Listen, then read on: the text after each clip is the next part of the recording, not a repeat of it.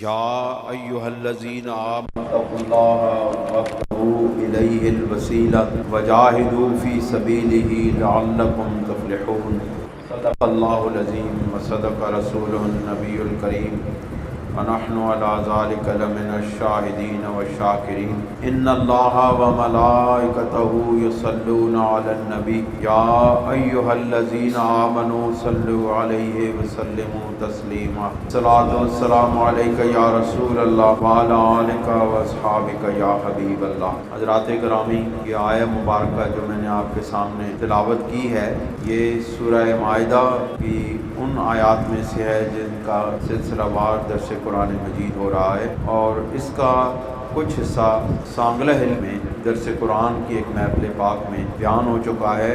اب اس کے مزید چند نکات آپ کے سامنے عرض کرنے کی جسارت کر رہا ہوں۔ اللہ تعالی ہمیں اس کو صحیح طور پر بیان کرنے کی، سمجھنے کی اور اس کے مطابق عمل کرنے کی توفیق عطا فرمائے۔ اللہ کریم ارشاد فرماتے ہیں، یا ایھا الذین آمنوا اتقوا اللہ وابتغوا الیہ الوسیلہ، کہ اے وہ لوگوں جو ایمان لائے ہو، اللہ کا تقوی اختیار کرو، وابتغوا الیہ الوسیلہ، اور اس تک پہنچنے کا وسیلہ اختیار کرو۔ ہمارے سمجھنے کے لیے یہاں پر تین باتیں بیان کی گئی۔ ایک، سب سے پہلے کہ مخاطب کیا گیا ایمان والوں کو۔ اس کا مطلب ہے کہ ایمان والوں سے جو مطالبہ کیا جا رہا ہے جس بات کا، اس سے غیر ایمان والوں کو نکال لیا جا رہا ہے، ورنہ اگر اس میں ایمان والے اور غیر ایمان والے دونوں فریق شامل ہوتے، یعنی مسلمان اور کفار شامل ہوتے، تو پھر یا ایھا الذین آمنوا کے بجائے یا ایھا الناس کا لفظ بیان کیا جاتا۔ یا ایھا الناس کے لفظ سے تمام انسانیت کو مخاطب کیا جاتا، لیکن یہاں پر باقی ساری انسانیت کو، دیگر جتنے مذاہب ہیں، اسلام کے علاوہ جتنے بھی مذاہب ہیں، ان کو اس سے باہر نکال کے صرف اہل ایمان کی تخصیص کی جا رہی ہے۔ اور پھر یہاں پر ایک اور بات بھی سمجھنے کی ہے کہ یہاں پر یا ایھا المسلمون نہیں کہا گیا، یا ایھا الذین آمنوا کہا گیا ہے، کہ یہاں پر پھر ایک اور تخصیص ہو گئی۔ پہلی تخصیص تھی مسلمانوں کی، اسلام کی اور غیر اسلام کی۔ اب اسلام کے اندر بھی ایک تخصیص کی گئی کہ یہاں پر مسلمانوں کو مخاطب نہیں کیا گیا، ایمان والوں کو مخاطب کیا۔ یہ بڑے سمجھنے کی بات ہے کہ اسلام ایمان سے نیچے والا درجہ ہے۔ بعض حضرات فرماتے ہیں کہ دونوں برابر کے درجات ہیں۔ دونوں برابر کے درجات ایک لحاظ سے قبولیت اسلام کے لحاظ سے ایک ہیں، لیکن درجہ کے اعتبار سے مختلف ہیں۔ مسلمان کا مسلم ہونے کا مطلب یہ ہے کہ انسان شریعت اسلامی کی جو حکم ہے اس کو قبول کرتے ہوئے احکامات الہیہ اور احکامات رسول کے سامنے اپنے سر کو خم کر دیں، سر تسلیم خم کر لینا، حکم الہی اور حکم رسول کے آگے سر تسلیم خم کر لینے کو کہتے ہیں مسلمان۔ وہ مسلمان ہے، لیکن اس کے لیے ابھی شریعت کے احکامات کا نفاذ ہونا باقی رہ گیا ہے، یعنی ابھی اس سے غلطیاں خطائیں ہو سکتی ہیں۔ ابھی وہ مسلمان ہے، لا الہ الا اللہ محمد رسول اللہ پڑھتا ہے، اقرار کرتا ہے زبان سے بھی اور دل سے بھی، لیکن ابھی وہ اس کامل درجے پر نہیں پہنچا کہ اس کے اوپر شریعت کے احکامات کا نفاذ ساقط ہو جائے۔ ساقط ہونے کا مطلب نہیں ہے کہ وہ اس کے اوپر ختم ہو جاتا ہے اور وہ شریعت سے، جس طرح عام ہمارے ملنگ ٹائپ کہتے ہیں لوگ،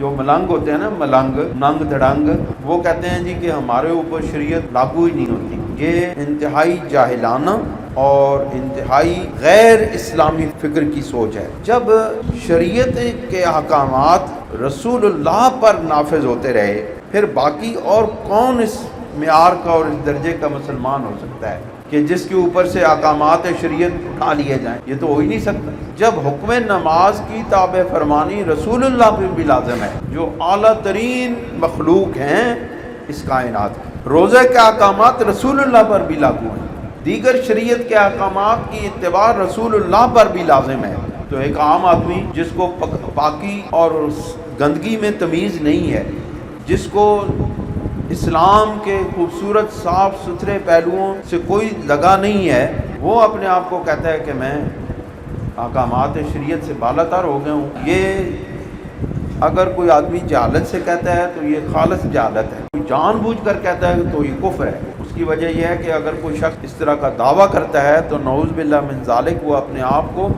रसूल करीम सल्लल्लाहु अलैहि वसल्लम से बड़े दर्जे पर साबित करने की कोशिश करता है। नऊज़ बिल्लाह मिन ज़ालिक, नऊज़ बिल्लाह मिन ज़ालिक, नऊज़ बिल्लाह मिन ज़ालिक, क्योंकि रसूल करीम सल्लल्लाहु अलैहि वसल्लम से बढ़कर किसी का दर्जा नहीं। इस कायनात में मखलूक़ात आलम में हुज़ूर अलैहिस्सलाम से बढ़कर दर्जा किसी का भी नहीं। तो अल्लाह ताला ने फरमाया या अय्युहल्लज़ीना आमनुत्तकुल्लाह, ऐ वो लोगो जो ईमान लाए हो, अल्लाह का तकवा इख्तियार करो। तकवा का मतलब है अल्लाह का कुर्ब इख्तियार करो। तकवा परहेज़गारी, अहकामात शरीयत की ताबे फरमानी से क्या हासिल होता है? अहकामात शरीयत की ताबे फरमानी से अल्लाह रब्बुल इज़्ज़त का कुर्ब हासिल होता है। अगर कोई शख्स कुर्ब इलाही का दावा करता है और अपने आप को कहता है कि मुझे अल्लाह रब्बुल इज़्ज़त का बहुत कुर्ब हासिल है और वो शरीयत के अहकामात की पैरवी नहीं करता तो अपने दावा में झूठा है, क्योंकि कुर्ब इलाही नतीजा ही अहकामात शरीयत की ताबे फरमानी का है। वो सूफ़ी, वो वली कामिल उस वक्त तक वली कामिल बन ही नहीं सकता जिस वक्त तक वो शरीयत के हुक्मों की मुकम्मल ताबे फरमानी न कर ले। शरीयत के हुक्मों के सरे मुँह इनहराफ करना, एक बाल बराबर भी आगे पीछे हो जाना, उसको विलायत के दर्जात अगरचे हासिल भी रहे हों तब भी उसके विलायत के दर्जात के अंदर कमी ले आता है। लिहाजा अल्लाह के जो बंदे होते हैं, अल्लाह के जो महबूब बंदे होते हैं, औलिया अल्लाह होते हैं, वो हर वक्त अहकामात शरीयत की तनी हुई रस्सी पर चल रहे होते हैं। उनका एक लम्हा भी शरीयत के हुक्मों की खिलाफ वर्जी में नहीं गुजरता। और जब वो इस मकाम और मर्तबे पर आते हैं कि वो शरीयत की ताबे फरमानी करते हैं तो अल्लाह ताला उन बंदों को अपना कुर्ब, अपनी मैयत, अपने प्यारे महबूब अलैहिस्सलाम का कुर्ब और मैयत अता फरमा देता है। फिर उन लोगों का मर्तबा औलिया अल्लाह के मर्तबे के अंदर लिख दिया जाता है और अल्लाह ताला उनको अपना कुर्ब अता फरमा के विलायत के दर्जात में से अपने उस दर्जे के लिहाज से, यानी जो उसको दर्जा मिलना चाहिए उसके मुताबिक उसको दर्जा अता कर दिया जाता है। क्योंकि विलायत के भी दर्जात हैं और विलायत के दर्जात भी कुर्ब इलाही के दर्जात हैं। जितना जितना जो कोई शख्स अल्लाह के करीब होता चला जाता है उसके विलायत के दर्जात में उतना उतना इजाफा होता चला जाता है। और चूँकि अल्लाह रब्बुल इज़्ज़त की ज़ात लामहदूद है, अल्लाह ताला की ज़ात की कोई इंतहा नहीं है, अल्लाह ताला की ज़ात का इहाता नहीं किया जा सकता, इसी तरह अल्लाह ताला के कुर्ब के दर्जात का भी इहाता नहीं किया जा सकता। और अल्लाह ताला के कुर्ब के दर्जात भी महदूद नहीं है, लामहदूद है। यानी अगर मिसाल के तौर पे किसी शख्स को अल्लाह ताला आज विलायत के किसी मकाम और दर्जे पर फायज करता है और उसका ज़िंदगी का हर लम्हा, हर दिन क्या हर लम्हा उसके विलायत के एक दर्जे में इजाफा होता चला जाए, यानी हर सेकंड के अंदर उसको विलायत का एक दर्जा, बुलंद दर्जा मिलता चला जाए, मैं एक मिसाल के तौर पे अर्ज़ करूँ, और उसको क़यामत तक की ज़िंदगी मिल जाए और उसके ये वलायत के दर्जात में इजाफ़ा कभी ख़त्म ना हो, कभी उसके अंदर रुकावट ना आए, तब भी वो अल्लाह रब्बुल इज़्ज़त के कुर्ब के विलायत के आखिरी दर्जे पर नहीं पहुँच सकता। अल्लाह की ज़ात इतनी बड़ी है, अल्लाह की ज़ात इंसान के वहम व गुमान से भी बड़ी है। क्योंकि जो चीज़ इंसान के ख़याल में आ जाए, जो इंसान के वहम व गुमान में आ जाए, वो खुदा नहीं रहती। अल्लाह की शान ही यह है कि वो इंसान के वहम व गुमान से बालातर हो जाए। इसलिए अल्लाह ताला की ज़ात के बारे में गौर व फ़िक्र करने से मना किया गया है, क्योंकि इंसान का ख़याल, इंसान का जो गुमान है वो बड़ा महदूद है, और महदूद जो है वो लामहदूद के ऊपर कितना गौर कर सकता है, कितनी शानों को सोच सकता है और कितनी शानों का ख़याल अपने दिल में ला सकता है। ये महदूद मजबूरी है कि वो लामहदूद को सोच नहीं सकता। अल्लाह ताला की इतनी बड़ी शान है। अल्लाह ताला की ज़ात के मुताल्लिक़ अगर इंसान सोचना शुरू करे तो उसकी सोच और वहम गुमान जहाँ पे ख़त्म होता है, उस मकाम से अल्लाह रब्बुल इज़्ज़त की ज़ात बहुत बुलंद होती है। इसलिए विलायत के दर्जात تقوی کے نتیجے میں منتج ہوتے ہیں، اور تقوی جو ہے وہ شریعت اسلامی، شریعت مصطفیٰ کی تابع فرمانی کا نام ہے۔ اگر اس کے علاوہ کسی نے تقوی کا نام رکھا ہے، تقوی کا نام کسی اور چیز میں ڈھونڈا ہے، یا تقوی کسی اور چیز میں تلاش کرتا ہے، تو وہ اپنے خیال کے مطابق تقوی اختیار کرتا ہے، یا تقوی کرتا ہے، یا تقوی کا معیار بناتا ہے۔ رسول اللہ صلی اللہ علیہ وسلم کی شریعت کے مطابق تقوی کا معیار یہ نہیں ہے۔ حضرت عمر فاروق رضی اللہ تعالیٰ عنہ سے کسی شخص نے تقوی کے بارے میں پوچھا کہ تقوی کے معنی کیا ہیں۔ بڑی مشہور بات ہے، آپ نے پہلے بھی کئی بار سنی ہوگی۔ حضرت عمر فاروق رضی اللہ تعالیٰ عنہ نے اسے ارشاد فرمایا کہ تقوی، تو کبھی کسی جنگل میں گیا، کبھی کسی ایسے جنگل سے گزرا جہاں پہ گنجان جھاڑیاں ہوں، کانٹے دار جھاڑیاں ہوں، ان کے اندر سے کبھی گزرے ہو؟ انہوں نے کہا جی گزرا ہوں۔ انہوں نے کہا کہ بس یہی تقوی ہے۔ جس طرح انسان ان کانٹے دار جھاڑیوں سے اپنے کپڑوں کو سمیٹ سمیٹ کے یوں کر کے گزرتا ہے کہ اس کے کپڑے کی جھاڑیوں کے کانٹوں کے اندر الجھ کے پھٹ نہ جائیں، تار تار نہ ہو جائیں، اس اپنے کپڑوں کو بچانے کے لیے جو شخص اپنے کپڑوں کو ان کانٹوں سے بچانے کے لیے اور پھٹنے سے بچانے کے لیے جس طرح کوئی شخص ان جھاڑیوں کے اندر سے گزرتا ہے، تو یہی تقوی ہے کہ مسلمان مومن گناہوں اور نافرمانیوں کی جھاڑیوں کے کانٹوں سے اپنے آپ کو بچا کے گزر جائے، اس کو تقوی کہتے ہیں۔ پھر فرمایا وَابْتَغُوا إِلَيْهِ الْوَسِيلَةَ، اور اللہ رب العزت کی ذات تک پہنچنے کے لیے وسیلہ کی تلاش کرو، وسیلہ چاہو۔ ابتغاء کہتے ہیں کسی چیز کی چاہت کرنا، کسی چیز کو چاہنا، طلب کرنا۔ اللہ فرماتے ہیں وَابْتَغُوا إِلَيْهِ الْوَسِيلَةَ، اس رب ذوالجلال تک پہنچنے کے لیے کوئی وسیلہ تلاش کرو۔ حالانکہ اللہ رب العزت یہ کہہ سکتا تھا کہ تو میرا بندہ ہے، میں تیرا رب ہوں، میں تیرا خالق ہوں، میں تیرا مالک ہوں، میں نے ہی تجھے پیدا کیا، میں نے ہی تجھے پالا ہے، میں نے ہی تیری پرورش کی ہے، میں ہی تیرا پروردگار ہوں، لہٰذا تو براہ راست میرے پاس آ جا، درمیان میں کسی اور واسطے کو تلاش نہ کر۔ میں تیرا رب ہوں، تو میرا بندہ ہے، تو میرے پاس آزادانہ طور پر آ، تجھے راستے میں کسی اور راہبر رہنما کو تلاش کرنے کی ضرورت نہیں ہے۔ لیکن اللہ تعالیٰ خود کہہ رہے ہیں کہ وَابْتَغُوا إِلَيْهِ الْوَسِيلَةَ، اس تک پہنچنے کے لیے کوئی وسیلہ تلاش کرو۔ اس کا مطلب ہے کہ اس تک پہنچنے کے لیے کسی ایسی ہستی کو تلاش کرو کہ جو اس تک پہنچ چکی ہو، تاکہ وہ تمہیں اپنے ہاتھ سے پکڑ کر کے بارگاہ الہی میں لے جائے۔ اس کو یا وَابْتَغُوا إِلَيْهِ الْوَسِيلَةَ کہتے ہیں۔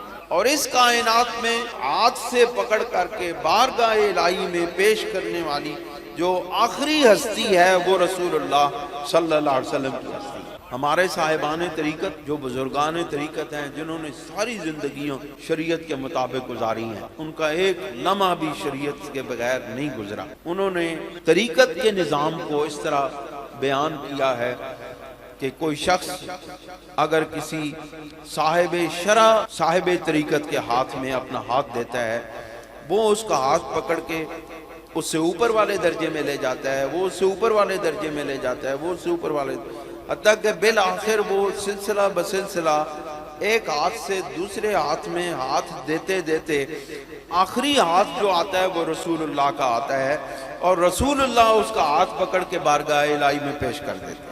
یہی وسیلہ کی آخری تشریح ہے کہ رسول اللہ صلی اللہ علیہ وسلم بارگاہ الہی کے مقبول ترین بندے ہیں، بلکہ اعلیٰ ترین بندے ہیں، اور ان کو ہی اللہ کی بارگاہ میں پہنچنے کا راستہ معلوم ہے، ان کو ہی اللہ تعالیٰ کی بارگاہ میں پہنچنے کا طریقہ معلوم ہے، اور وہ ہی اللہ تعالیٰ کی بارگاہ میں لے جانے کا راستہ جانتے ہیں، اور وہی ایک اتھارٹی رکھتے ہیں کسی بندے کو اپنے رب کی بارگاہ میں لے جانے کا۔